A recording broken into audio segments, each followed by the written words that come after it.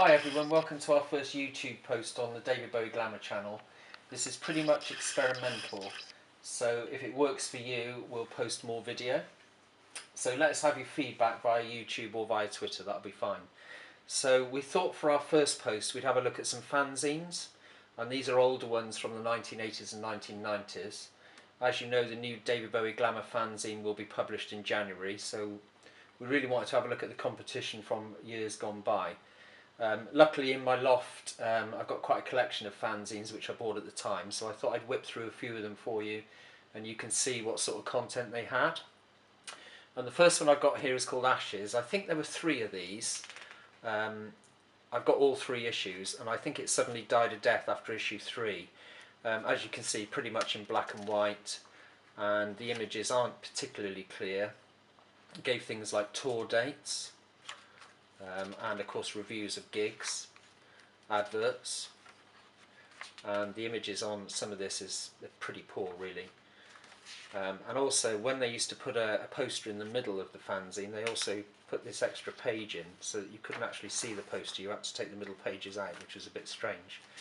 So that was Ashes, but again it was something we relied on for information. The fanzine was pretty much the only way we found out what was going on in the world of David Bowie at the time. There was another one, this one here, called the Magazine of David Bowie, and this was a Dutch magazine, and pretty good, as long as you could read Dutch of course, which I couldn't. There were small parts in English. This one concentrated here on Tin Machine. There's some fan art there as well, which isn't as good as the fan art we've got in ours, I have to say, and some good casual photos of Bowie.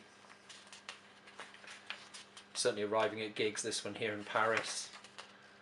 And this magazine went on again for quite a few issues. I haven't got them all, simply because I only bought a few of them. But as you can see, the fan art is of dubious quality, I would say. Then we move on to Zuidwang Province. Now this fanzine went on for quite a long time. It was produced by a guy called Dean Balam, and he eventually got into doing nice colour covers like that.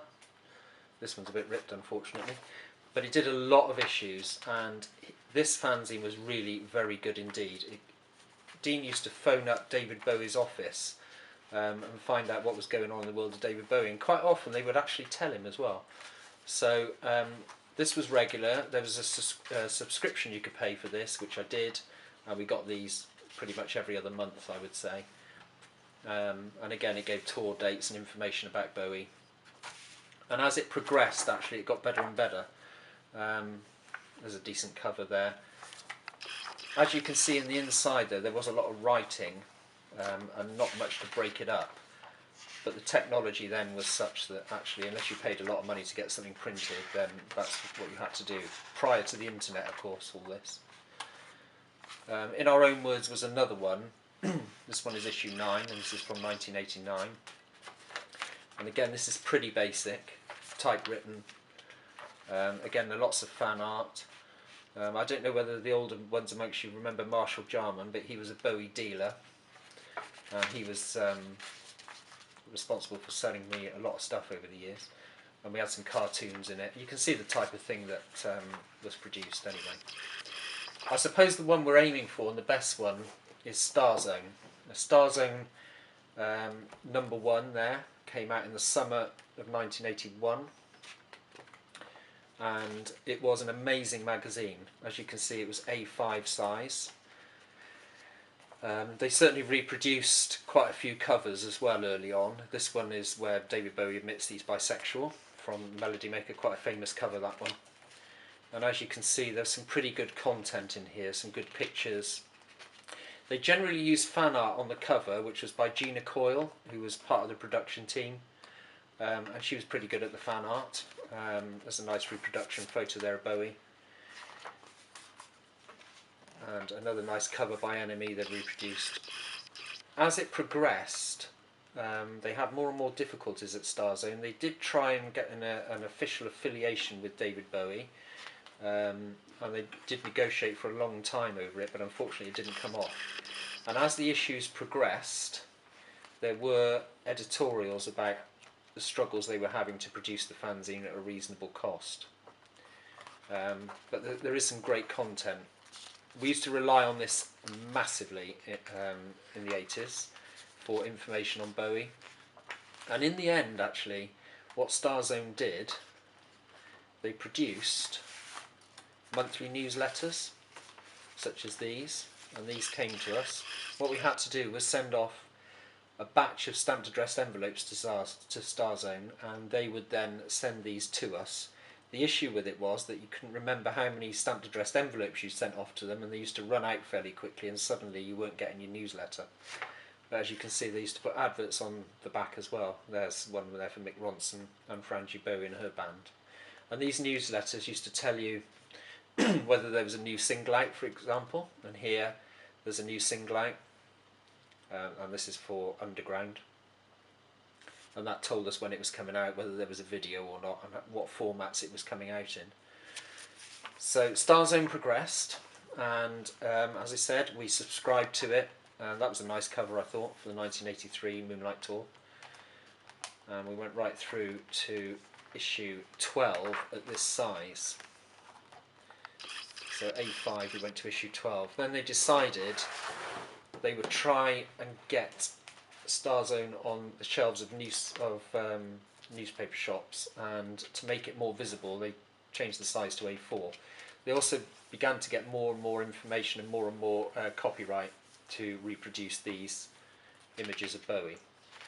So it went to A4, and it did appear in private newsagents. It didn't appear in places like W.H. Smith, but certainly some private newsagents stocked it, and the content was really good. There's some great interviews. They have Visconti interviewed, and others, of course. Ken Pitt was interviewed, and that was the sort of content we were getting in the end, which was really good. Mick Ronson there was interviewed by Kevin Can.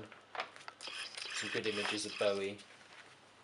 Wasn't a particularly expensive fanzine at the time. It was just £2 odd, I think. Oh, here it was only £1.25. And on it went, some adverts there as well.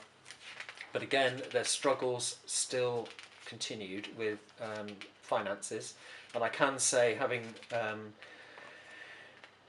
struggled to publish a fanzine, it is very difficult to get the rights to reproduce any content. We've had a real struggle with that. So on it went through to issue number 17, which was this one. And after issue 17, it suddenly stopped. We just got a quick newsletter from Starzone following the publication of this to say that there would be no more copies printed, and that was the end of our subscription. It was a massive shame at the time because, as I said, it was very popular. Lots of people subscribed to it, and it gave us lots of information very quickly. So unfortunately, Starzone stopped. So I guess what I'm saying is, if you support our fanzine, then we'll do our best to continue with it, obviously. And we're already in the planning stages of issue 2. We have got quite a lot of content already. Issue 1 of David Bowie Glamour will be out on the 20th of January, which is when it will be posted out to you, to your home address. And we really hope you enjoy it, and we hope we get some feedback from what you think of the fanzine as well. So that's about it, and we will be back with another YouTube piece of film, hopefully very soon. Thanks, bye.